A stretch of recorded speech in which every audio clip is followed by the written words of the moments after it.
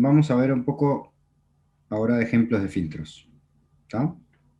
Un poco en un par de clases, cuando ya nos quedan pocas clases, en 2 o 3 clases cuando terminemos, vamos a ver cómo hacer esto que vamos a hacer ahora.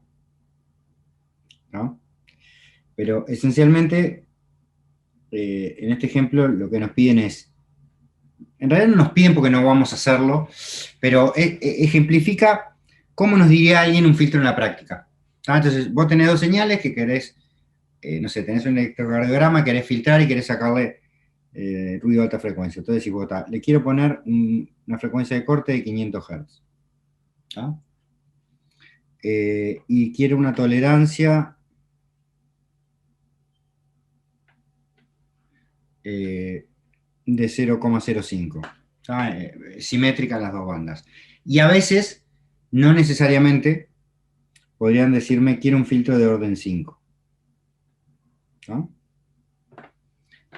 Con 5 polos. Entonces, lo que vamos a hacer ahora es nomás le voy a mostrar, o sea, así nos darían. Entonces, nosotros tenemos que hacer algo que aún no sabemos, que es, a partir de estos numeritos, construir una transferencia, o sea, una HDS o una HDJ omega que cumpla esto. Todavía no sabemos, lo vamos a ver en un par de clases, cómo se hace. ¿Está? Simplemente vamos a saltar al resultado final. ¿Está? Entonces vamos a comparar dos soluciones.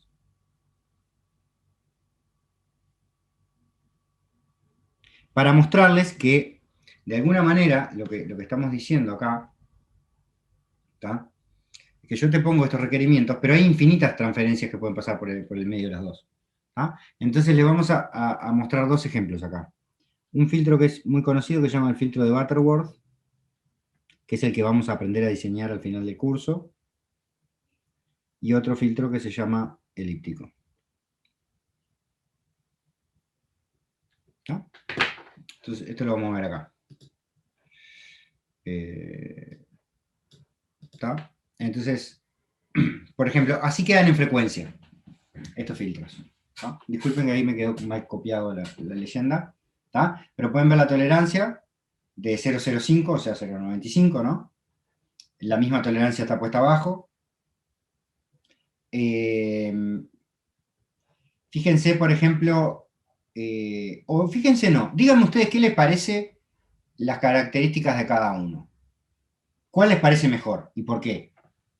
No tiene que ser un mejor absoluto, capaz que me dicen, en tal es mejor esto, en tal otro es mejor esto otro. ¿Qué les parece?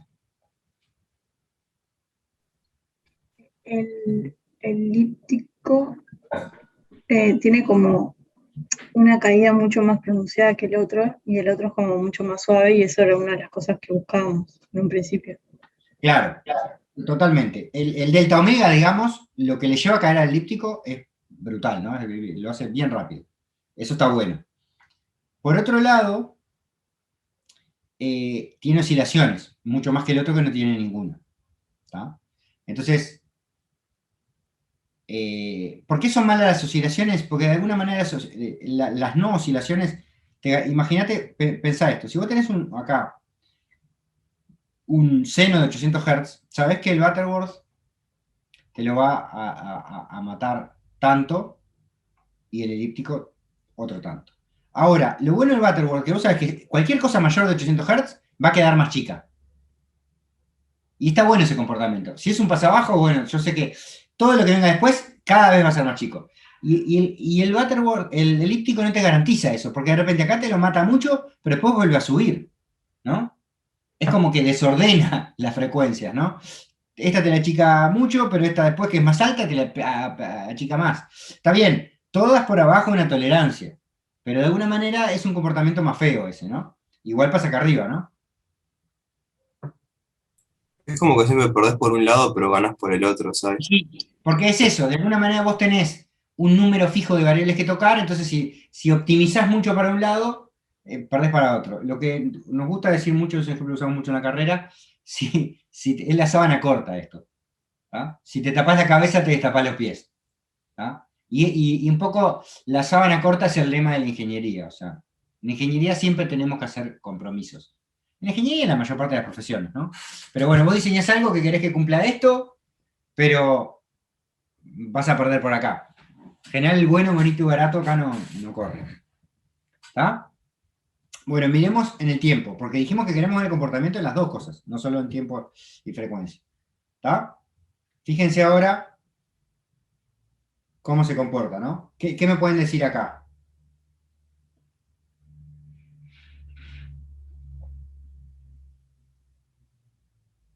En cuanto a las oscilaciones, el comportamiento es al revés. Ah, no. No, se me mezclaron. Tenés de vuelta que el elíptico tiene como más oscilaciones y el otro es como que después de determinado punto como que permanece constante. Claro. O sea, el elíptico tiene un poquito más de sobretiro, pero no mucho. Oscila más, lo cual es peor, porque le lleva más a sentarse. ¿Está? ¿Y qué más? ¿Qué más me pueden decir? ¿Qué otra característica? Porque está, el tiempo o sea, la oscilación se caracteriza en dos cosas, ¿no? En el sobretiro, que yo diría que es muy parecido, muy poca la diferencia. O sea, el sobretiro es muy parecido. El tiempo de asentamiento es mucho más largo, ¿no? El del elíptico. Porque para el elíptico llegue, tomemos, no sé, 0,01, un poquito por acá. El Butterworth ya acá quedó adentro, y el elíptico no. ¿Ah? O sea que el tiempo de asentamiento del elíptico es mucho más largo. ¿Cuál es el parámetro que me falta hablar?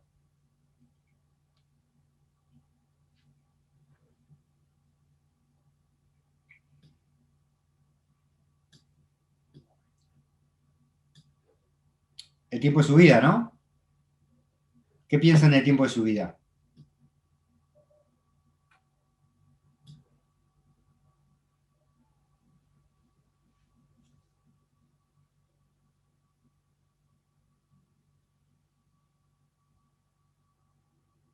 Es bastante parecido, ¿no? No hay una gran diferencia. Si yo marco acá el 0,9, el tiempo que le lleva a uno y a otro llegar al 0,9 es medio parecido. Cierto que el elíptico, ponele que arranca más rápido, pero después ya el Butterworth enseguida lo alcanza. ¿Ya? Entonces, en la realidad, cuando diseñemos un filtro, y bueno, vamos a tener muchas opciones, y vamos a tener que elegir, según nuestro problema, sea más importante cuál de estas 8, ¿no? Digo, y estos son 2 ejemplos de filtro, hay un montón más. ¿Está? Lo otro que les voy a aclarar, voy a volver a, para no me pase lo mismo, chicos. Lo otro de estos filtros que aclaro acá, por ejemplo, en este caso, con estas especificaciones, ¿está? Después lo vamos a ver más claramente, pero en realidad uno no especifica el orden, ¿no? Uno especifica la caída que quiere, y la caída la da justamente los decibeles por década, o sea, el orden de los polos. ¿Está? En este caso, me queda un filtro de quinto orden, ¿está? O sea, 5 polos. ¿Bien? Es común eso de que, ponele, si vos estudias los filtros así en el tiempo, decís, bueno, puede ser uno un poco mejor que otro, pero no hay como diferencias tan relevantes, y en frecuencia sí, tipo, está como más a la vista Claro, con cuál te quedarías. sí. Bueno, lo que pasa es que de ahí depende para qué vayas a usar tus señales. Por ejemplo, en un sistema por ejemplo, una cosa que es rara, pero cuando ustedes implementen en PDS y acá, y el proyecto final de acá también, cuando implementen el proyecto final, cuando vos haces un sistema que procesa en tiempo real, vos lo prendés en un momento y empieza a adquirir muestras. Si vos tenés que, las primeras muestras de alguna manera, ¿tá? Si estuvieran pasadas por un filtro así, tendría muchas oscilaciones, ¿no? Entonces, si vos estás pensando en un sistema en tiempo real, en realidad podrías pensar hasta descartar unas muestras, ¿no? Entonces, por ejemplo, acá en un sistema real, esto esta gran diferencia en tiempos de... En realidad hay una diferencia, mirá que el tiempo de establecimiento es grande, la diferencia. O sea, estamos hablando acá 4 segundos versus, no sé, 15. Claro, sí, sí. Entonces, si ese tiempo es importante, significa que, yo qué sé, en tu sistema, los primeros 15 segundos del audio que estás grabando, lo tenés que tirar hasta que se estabilice, digamos, ¿no? Ahí va, claro, sí. Pero bueno, si eso no es importante en tu aplicación, no pasa nada. Sí, estoy de acuerdo, ahí define la frecuencia. Al revés, si a vos la frecuencia no te importa tanto, pero te importa lo que pasa en el tiempo, y elegirías por esto, ¿no? Creo que acá las diferencias grandes es el tiempo de establecimiento de un lado y la caída brusca del otro, ¿no? Claro, sí, sí, por eso.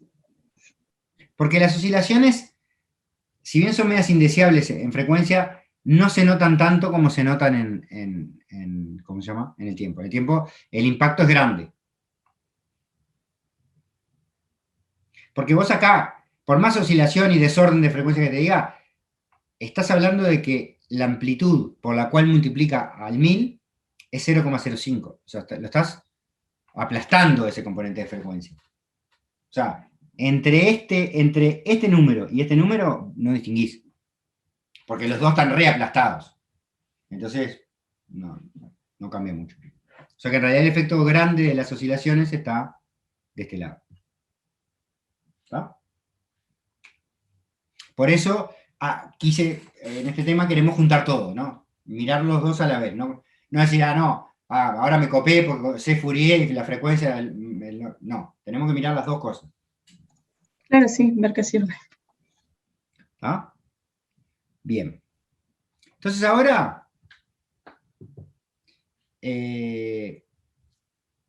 vimos de cómo juntar el mundo frecuencia y el mundo tiempo para el pasabajo sideral. Vimos cómo especificar, ¿tá? Cómo poner los objetivos que queremos. Ahora vamos a ver realmente tipos de sistemas que podríamos usar para llegar a esto. ¿Tá? Entonces vamos a empezar con dos categorías de sistemas. ¿Tá? Que son los más fáciles. Pero vamos a aprender mucho igual con los más fáciles. ¿Tá? Entonces, vamos a empezar con los de primer y segundo orden.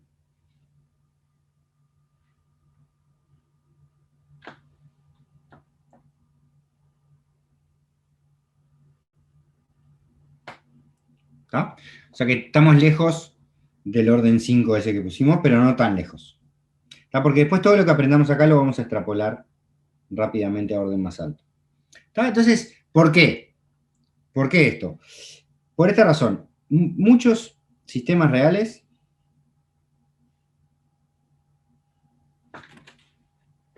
se pueden modelar así.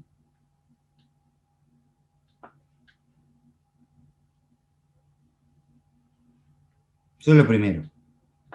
O sea, yo no sé qué tanto detalle vieron en taller 1, pero el modelo respiratorio, el modelo pulmonar, se asocia a un circuito RC.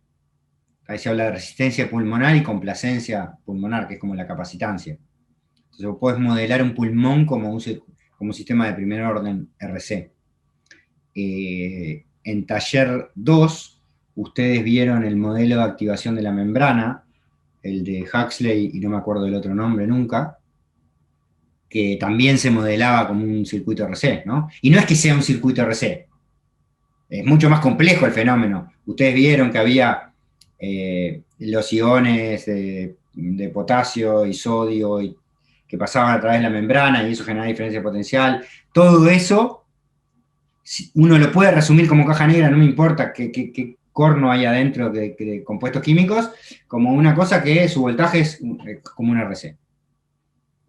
Y así se ensaya. Vos le ponés electrodos a la membrana de la cédula y le metés un estímulo y medís cómo responde.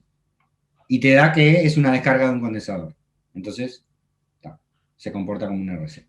Así que, ya ahí tienen dos ejemplos que vieron en la carrera de cosas que pueden ser modeladas como un sistema de primer orden. ¿Tá? Una segunda cosa, que no es menor, es que en general son fáciles de construir.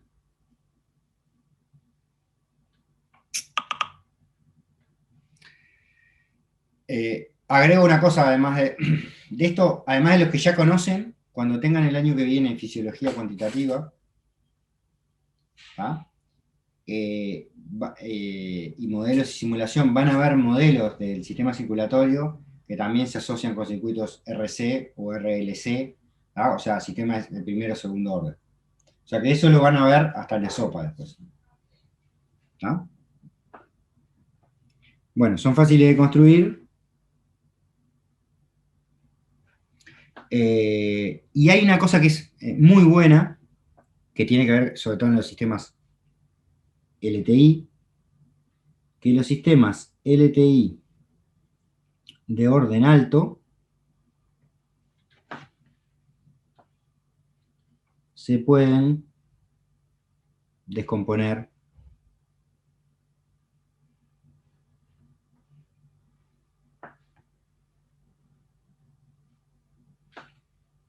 como combinaciones de ellos. ¿Está? O sea que si tengo el filtro de Butterworth orden 5, lo puedo pensar como dos sistemas de orden 2 y un sistema de orden 1, todos puestos en cascada. Eso es a lo que vamos a llegar dentro de un tiempito. ¿Está? Pero bueno, vamos paso por paso, vamos a arrancar con el de primer orden.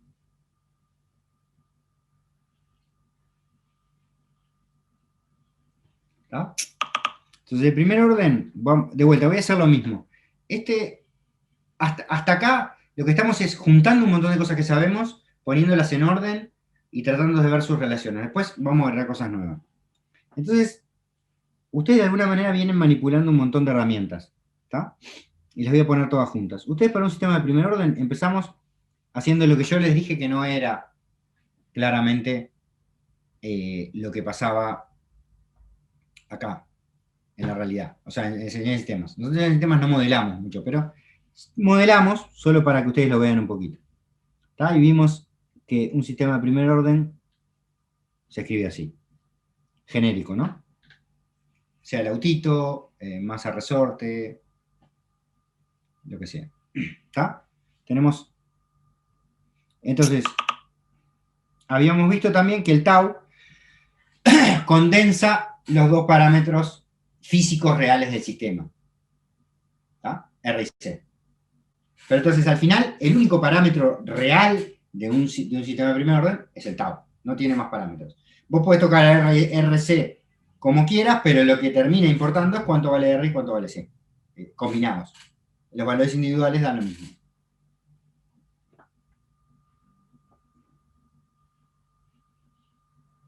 Después vimos, le aplicamos nuestras herramientas en el tiempo, ¿no? De alguna manera, esto es como hacer recapitular las entregas que fueron haciendo. En el tiempo que dijimos, bueno, tengo un HDT, que es 1 sobre tau por E a la menos T sobre tau.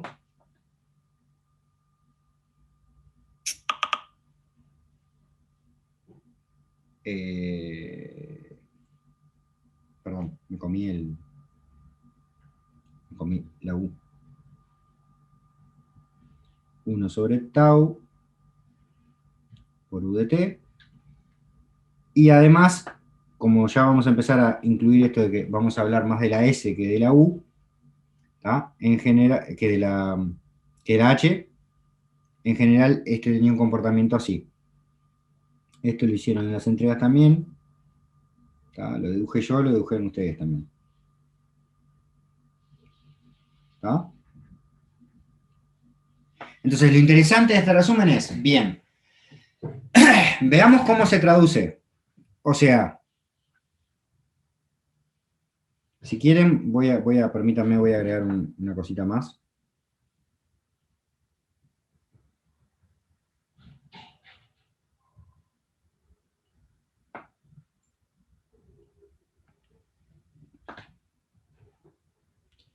Que son, de alguna manera, las leyes físicas, ¿no?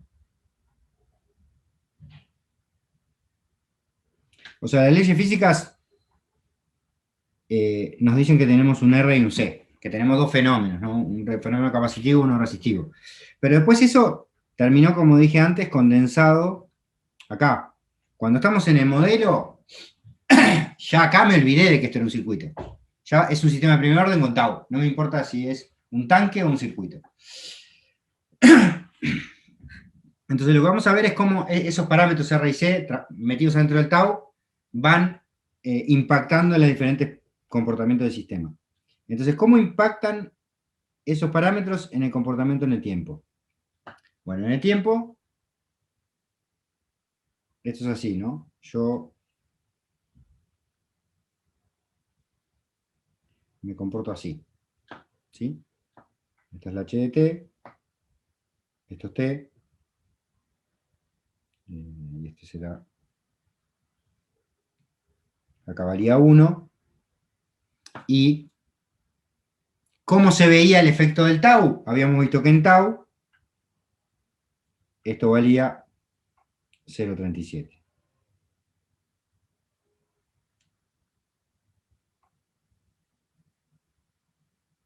¿Está? O sea que si yo lo estimulo, la duración de ese estímulo, o de la respuesta a ese estímulo es, bueno, de vuelta, es asintótico, tengo que fijar una duración absoluta, pero de alguna manera tau controla esa duración, ¿no? En tau sé que el tamaño del estímulo original bajó al 37%. Eso es una manera de verlo, con la respuesta a un impulso. Lo puedo mirar con la respuesta al escalón, que esencialmente me va a decir algo muy parecido, ¿no? Esto es S de t. Si yo le pongo acá el escalón, esto responde así. Por eso, Manuel, es que hoy decía que era importante, ¿no? Acá está el escalón original, no tomar como el tiempo de subida como cuando corta un cierto, como corta uno, porque en este caso nunca llega a uno en el primer orden. ¿Está? Pero de alguna manera, mirando los parámetros anteriores, yo pongo el tau por acá y esto es un 67, 3, perdón. ¿Está? Entonces, si bien el tiempo de subida lo venía definiendo como el tiempo de llegar al 95%, está claro que tau controla el tiempo de subida, ¿no? No, el tiempo de subida no será exactamente tau, para llegar al 95% probablemente sea, no sé, 2 veces tau, o 1,5 veces tau, pero está claro que tau controla el tiempo de subida. Si yo aumento el tau, ¿tá? La constante de tiempo aparte tiene unidad de tiempo tau, ¿no? La constante de tiempo del circuito se agranda y hace que esto se mueva para la derecha. O sea que si el tau estuviera por acá,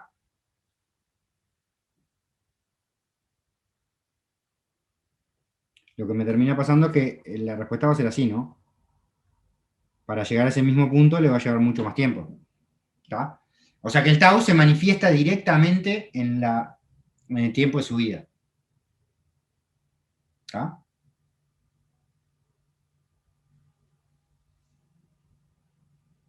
Entonces, lo que les quiero decir con esto es que si yo quiero, con un sistema de primer orden, lograr un tiempo de subida, lo impongo y despejo el tau. Y ya está, me fija tau. ¿De acuerdo?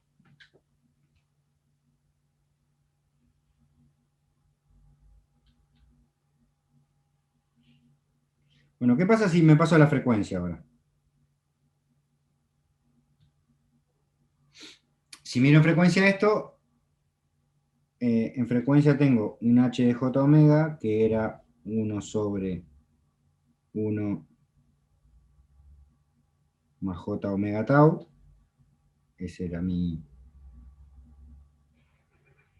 punto de partida. Y yo después eso lo separaba en dos, ¿no? Miraba el módulo, que el módulo era 1 sobre 1 más omega cuadrado tau cuadrado, módulo cuadrado, perdón. Es más fácil poner el módulo cuadrado que andar poniendo la raíz. Y por otro lado,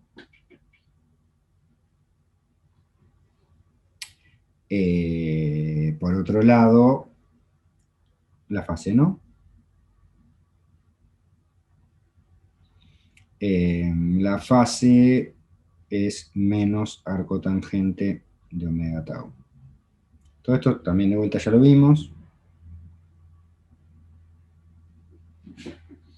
Entonces, puedo hacer el mismo razonamiento, ¿no? Desde el punto de vista... bueno. Lo voy a hacer, digamos, normal, y después lo vamos a hacer asintótico. Esencialmente lo que habíamos visto, esto era una cosa así, ¿no? Y de vuelta, acá estaba esto determinado por 1 sobre tau. Una caída, acá. ¿Está? Entonces, de alguna manera, lo que les estoy diciendo es que, bueno, 1 sobre tau también es el ancho de banda. Entonces, si vuelvo para lo que yo quería en la izquierda, un poco ahora les estoy ilustrando lo que le digo que... Y bueno, no voy a poder fijar tantas variables si tengo solo tau para tocar, ¿no? Si toco tau para fijar un cierto ancho de banda, el tiempo de establecimiento me queda dado. Y chao, no me queda otra. Y fíjense que acá, por ejemplo, ni siquiera está frecuencia y tiempo, pero solo el módulo, ni siquiera hay un requisito sobre la fase. Si le empezamos a agregar requisitos sobre la fase, esto se vuelve muy complejo, ¿no?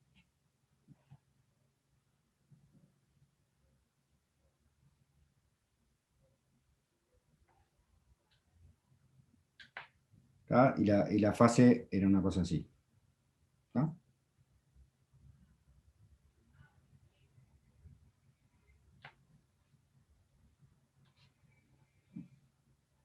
Y tau, esto tenía una asíntota en pi sobre 2, porque era un arcotangente.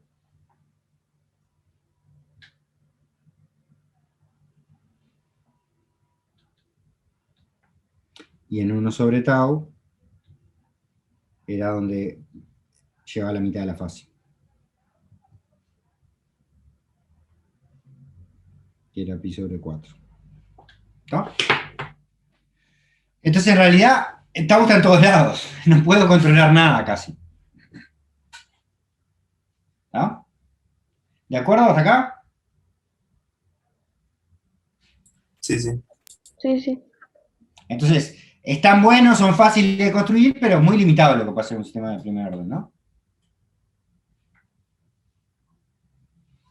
Entonces ahora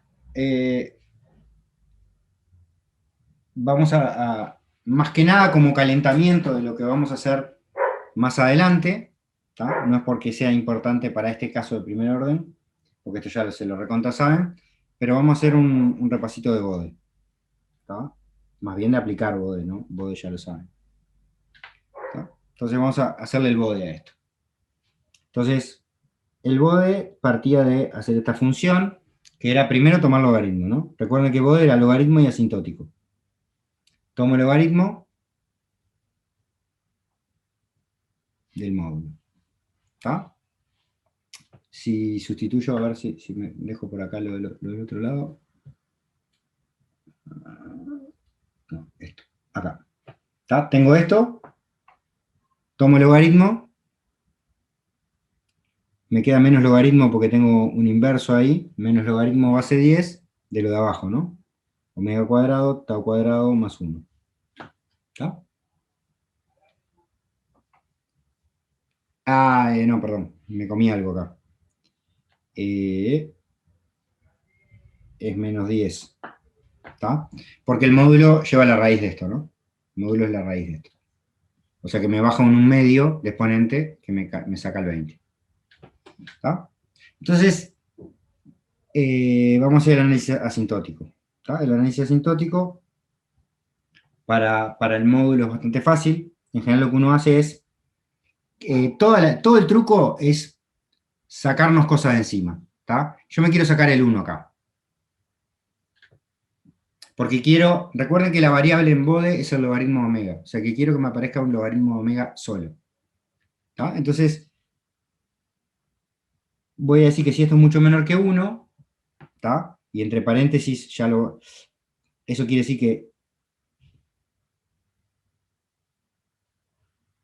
que omega es mucho menor que 1 sobre tau, que es la frecuencia de corte.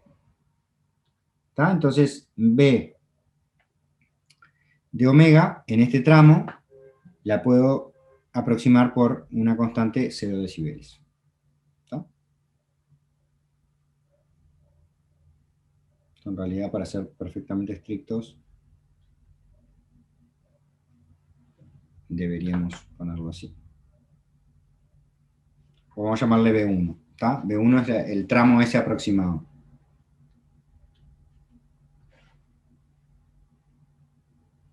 Ahora, si estoy en el otro lado, si omega tau es mucho mayor que 1, o sea que omega es mucho mayor que 1 sobre tau, esto quiere decir que ahora tengo que tirar... Ah, hoy dije mal. Acá lo que tiré es esto. ¿Tá? Ahora va al revés, voy a tirar el 1. Entonces, le voy a llamar B2 a esto de omega, y me queda menos 20 logaritmo en base 10 de omega por tau. ¿Tá? Y entonces lo que vamos a hacer acá es escribirlo, como les dije antes, en función del logaritmo de omega. Entonces esto me queda menos 20 logaritmo de omega en base 10 menos 20 logaritmo de tau.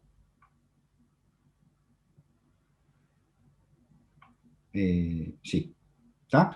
Entonces, si uno lo mira así, esto, ¿tá?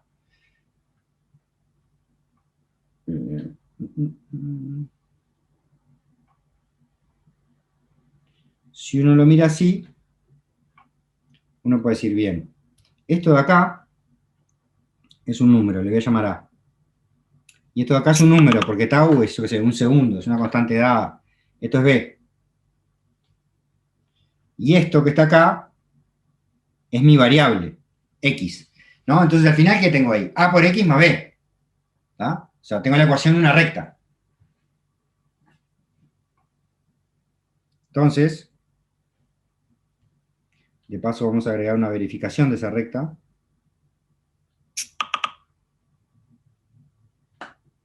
¿Tá? Entonces, vamos a mirar cuánto vale B1 en 1 sobre tau, que es como el punto de corte, ¿no? Vale 0. Perfecto. ¿Cuánto vale B2 en 1 sobre tau?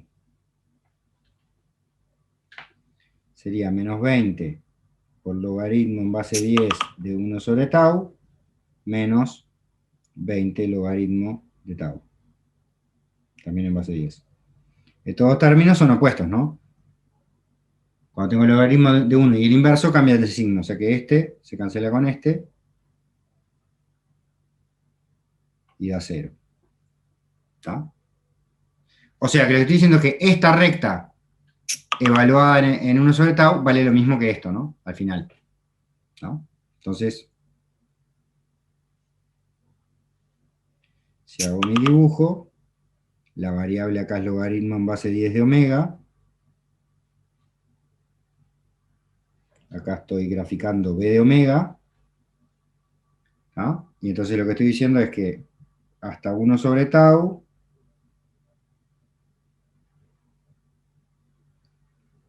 tengo 0 decibeles. El punto ese que acabo de calcular es ese. Y después de ahí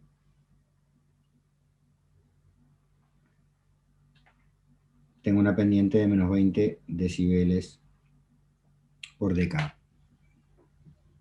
¿Tá? ¿Se acuerdan que era una década?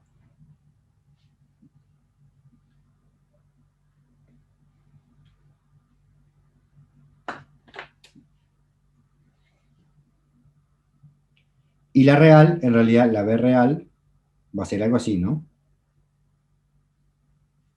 Entonces, por más que el B asintótico me dice que valgo 0 decibeles en la frecuencia de corte, nosotros ya sabemos, lo hago súper rápido, que el B real en 1 sobre tau va a ser menos 10 logaritmo en base 10 de tau cuadrado, 1 sobre tau cuadrado, más 1. Sustituí acá arriba. Y al sustituir me queda menos 10 logaritmo en base 10 de 2. Y esos son los menos 3,01 decibeles. ¿Está? O 0,2 creo que es.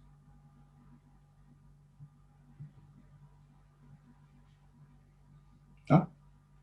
Que es este puntito que está acá.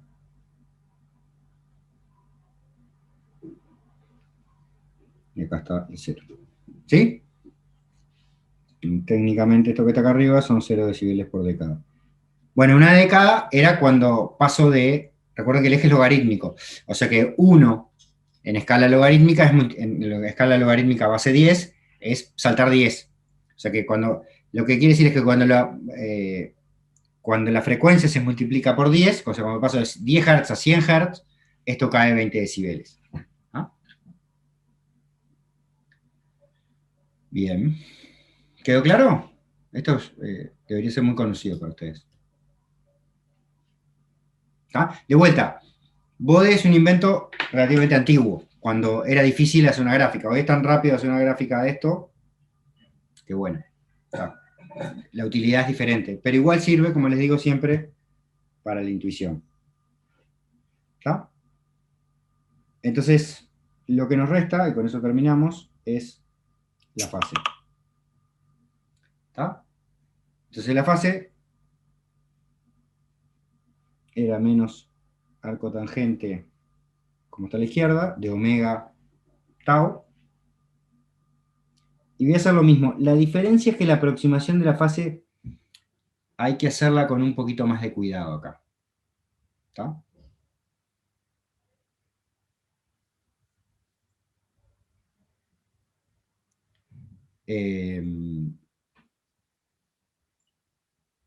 Entonces, en vez de diferenciar solamente dos zonas, vamos a hacer tres zonas acá. ¿Está? Entonces voy a tomar una zona más extrema, donde omega es mucho menor que omega C. ¿Está? Y entonces ahí, si omega es mucho menor que omega C, a veces es más fácil mirarlo acá esto, ¿no? Si omega es mucho menor que omega C, o sea, que 1 sobre tau, ¿está? Vamos a poner 1 sobre tau acá, que nunca puse omega C en todo el rato. ¿Está? Si esto ocurre, este término es muy chiquito, entonces me queda 1. Esencialmente gana el 1, entonces me queda fase 0. ¿Está? Y en la otra punta del espectro, si me voy a omega mucho mayor que 1 sobre tau, pasa al revés, ¿no? Gana este término, me queda j omega, o sea, me queda un imaginario puro, pero abajo. O sea que la fase me da menos pi sobre 2. ¿Está? Entonces, en realidad, si yo empiezo a graficar esto, de vuelta, esto es contra el logaritmo en base 10 de omega. Y acá pongo la fase. Estoy diciendo que voy a tener una región constante y otra región constante, ¿no? Acá va a tener 0 y acá menos pi sobre 2. ¿Ah? Entonces,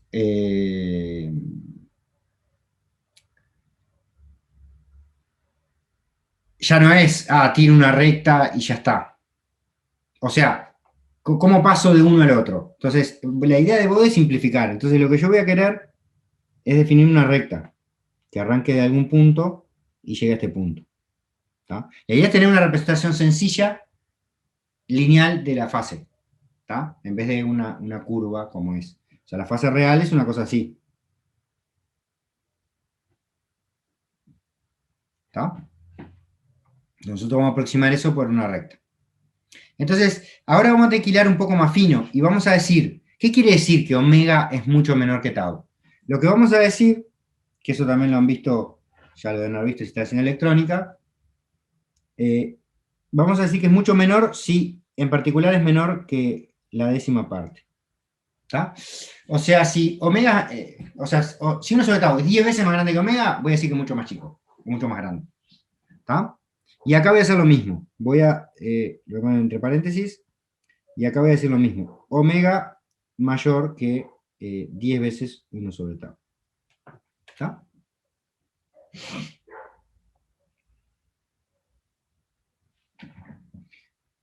O sea, que de alguna manera esto es 0,1 por omega c. Vamos a tener por acá un omega c en el medio, y esto va a ser 10 veces omega c. ¿Está? Entonces, lo que nos queda es ver cómo construimos una recta. Como les dije, la variable de la recta es el logaritmo. O sea que tiene que haber un logaritmo en algún lado. ¿Está? No es difícil de deducir esa recta. Se las voy a poner simplemente porque la verdad que no vale mucho la pena la cuenta.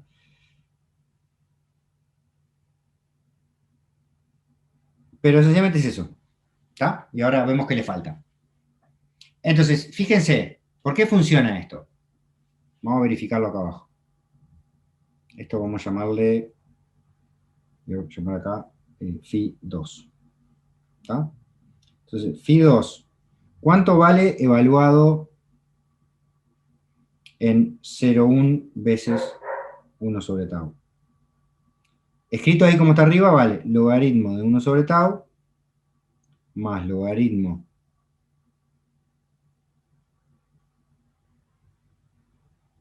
de tau más 1.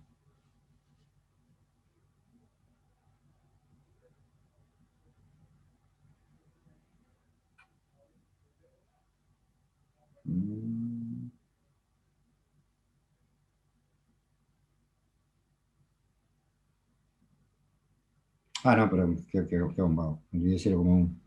Ahí va. Ahí está. ¿Está? Entonces hacemos la cuenta, esto da logaritmo de 0,1 más logaritmo de 1 sobre tau más logaritmo de tau más 1. ¿Está? Entonces, si se fijan, el 1 sobre tau con el tau se cancelan y el 0,1 con el 1 se cancelan. Entonces da 0. O sea que ahí cumple, ¿no? Quiere decir, lo que estoy verificando es que pasa por este punto. Ahora voy a verificar que pase por este punto. 0,2 en 10 por 1 sobre tau. Me queda logaritmo de 10 más logaritmo de 1 sobre tau más logaritmo de tau más 1.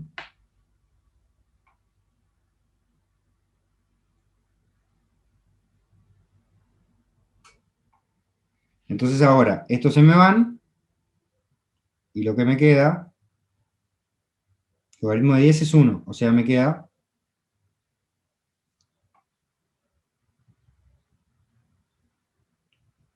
logaritmo de 2. No, logaritmo de 2 no, 2. ¿Está? No me anduvo, yo quiero que me dé pi sobre 2, ¿no? Pero entonces eso se soluciona fácil. Vengo acá y le agrego un menos pi sobre 4. Así cuando lo multiplique,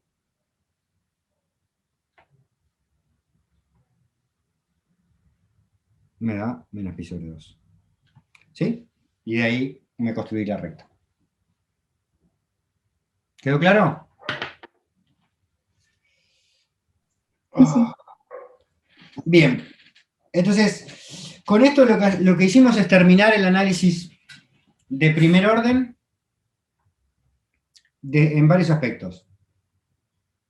Modelándolo, viéndolo en el tiempo, viéndolo en frecuencia normal, y este último tramo que hicimos fue verlo en frecuencia asintótica. ¿Tá? Y eso completa todo el paseo que le vamos a hacer a un sistema de un cierto orden. ¿Está? Y vamos a hacer especial énfasis en qué tengo para controlar acá, ¿no? Tengo para controlar solamente el tau. ¿Está? Entonces, dejamos por acá. La clase que viene vamos a hacer esto mismo con el sistema de segundo orden.